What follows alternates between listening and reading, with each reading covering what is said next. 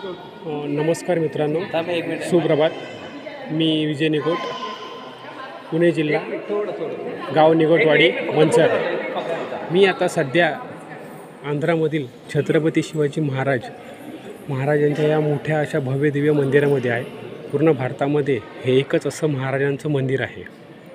म्हणजे खूप मोठी शोकांतिका आहे महाराष्ट्रासाठी की आपलं आराध्य दैवत पण महाराष्ट्रामध्ये एकही महाराजांचं मंदिर असं नाही आहे. पूर्ण इतिहास सांगणारं हे खूप छान असं दृश्य आहे. आपण इथे पाहू शकता. खूप छान प्रकारे हे पोर्ट्रेट त्यांनी केलेलं आहे. हे दाखवण्याचं कारण एकच की आपण गर्व से कहो हिंदू आहे, छत्रपती शिवाजी महाराज की जय. ट्रेनमधून प्रवास करताना सकाळ संध्याकाळ त्या आरोळ्या. पण ही महाराष्ट्रासाठी, मुंबईसाठी खूप मोठी शोकांतिका आहे की आपल्या महाराजांचं आपल्याला हवं असणारं एकही मंदिर हे महाराष्ट्रामध्ये नाही आहे. दाखवण्याचं कारण एकच एवढंच आहे फक्त, बस.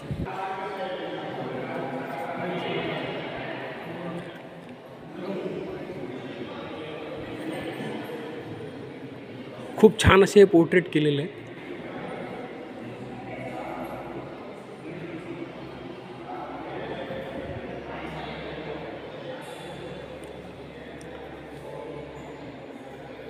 ही शाहिस्तेखानाची बोटे छाटलेली, हा लढा, हा आग्र्याचा प्रवास.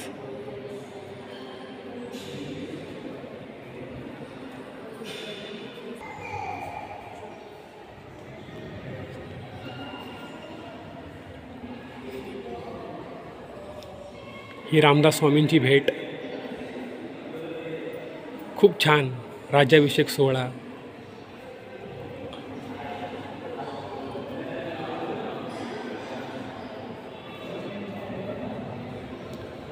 खूप सुंदर आणि खूप छान प्रकारे त्यांनी हे बनवलेलं आहे.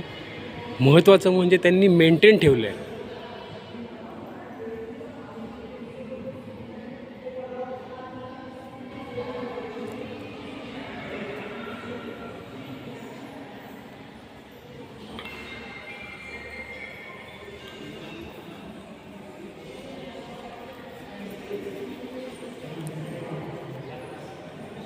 आपले आमदार, खासदार मराठ्यांचा झेंडा घेऊन फिरणारे, त्यांच्यासाठी ही लाजस्पद गोष्ट आहे. तिजोऱ्या भरायचं सोडून जरा ह्याच्यावरती काम केलं त्यांनी तर खूप बरं होईल.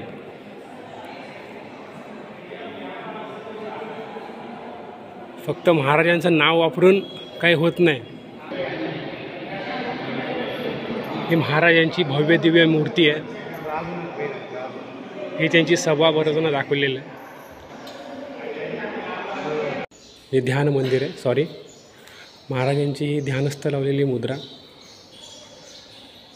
खूप छान प्रकारे त्यांनी हे मेंटेन ठेवलेलं आहे. महाराजांची प्रतिमा आहे ध्यान मुद्रेमध्ये. मागे आपल्या भवानी मातेचा पोर्ट्रेट त्यांनी केलेला आहे. आणि विशेष म्हणजे आंध्र प्रदेशमध्ये हे साकारण्यात आलेलं आहे. आणि ह्यांची जी प्रवेश शुल्क आहे ते फक्त 10 रुपये. म्हणजे एवढं सगळं करून 10 रुपयामध्ये आपल्याला हे सगळं पाहायला मिळतं आहे. खूप छान प्रकारे त्यांनी केलेलं आहे.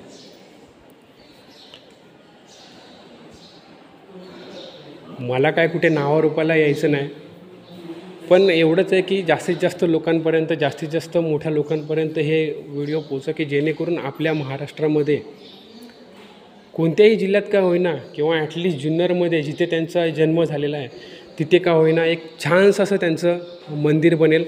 मंदिर बनतील पण त्यांची देखरेख, त्यांची सुधारणा, त्याचं मेंटेनन्स हे व्यवस्थित प्रॉपर झालं पाहिजे.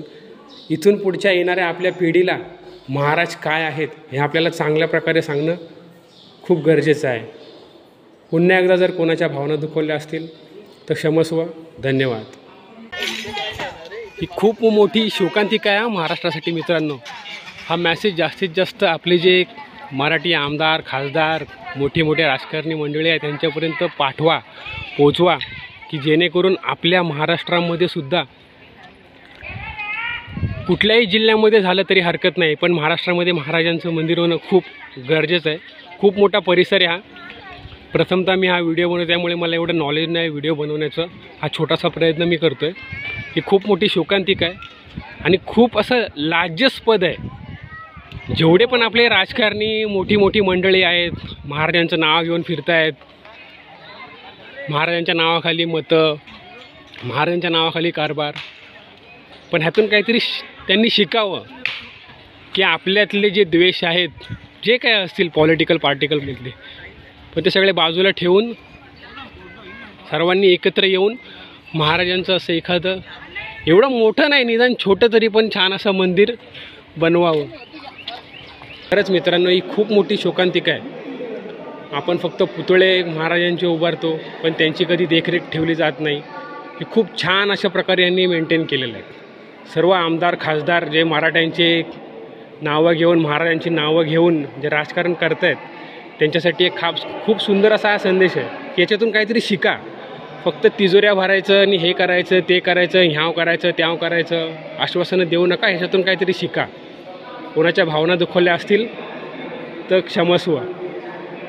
धन्यवाद.